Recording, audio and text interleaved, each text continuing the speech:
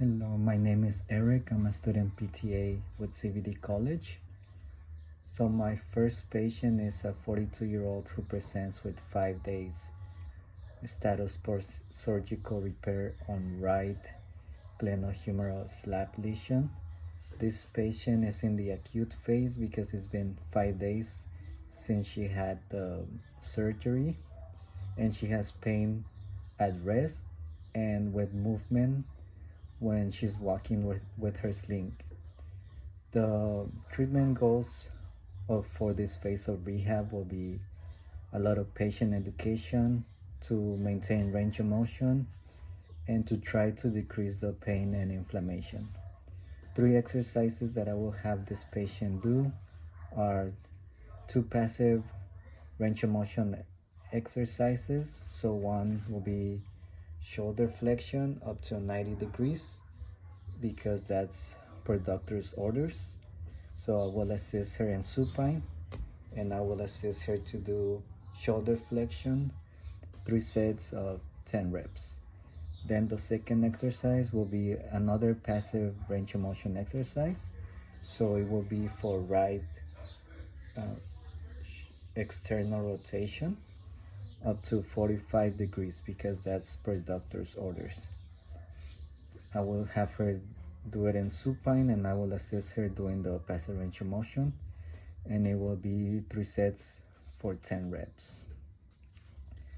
So I chose this 2 passive range of motion exercise because she's has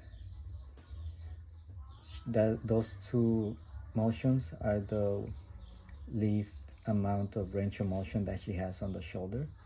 So it will be best for her to do it to prevent contracture of those shoulders.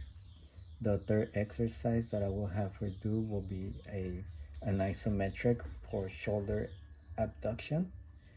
So she will hold it 10 seconds for 10 reps, and she will rest 10 seconds. So 10-second hold, 10-second rest for 10 repetitions. And I will have her do abduction because that's the movement where she has more range of motion. So increasing the strength for that motion will be beneficial for her. And also doing abduction doesn't recruit the biceps, which the doctor doesn't want her to do any bicep contraction. The patient will be ready to move on to the next phase of rehab.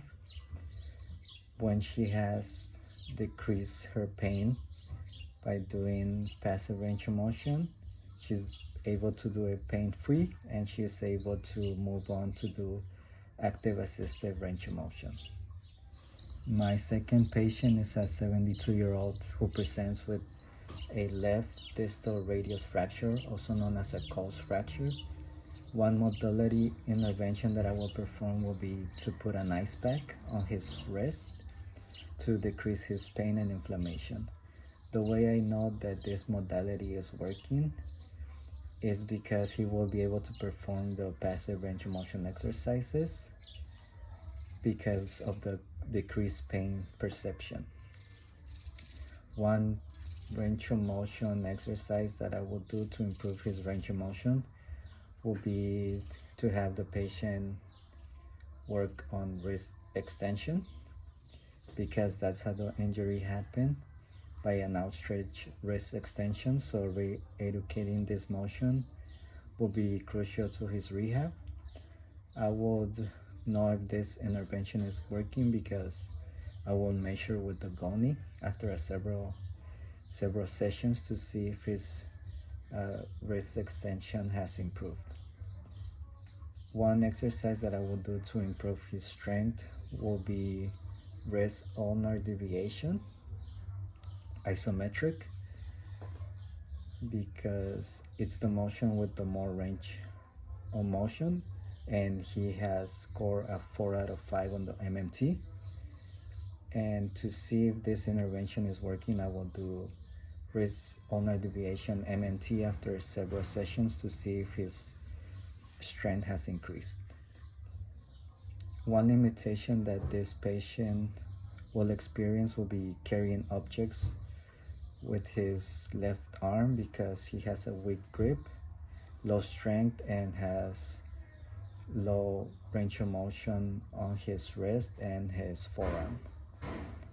And one participation restriction that this patient has will be executing his duties at work. So he's an engineer, so he will have trouble doing certain tasks involving his left arm.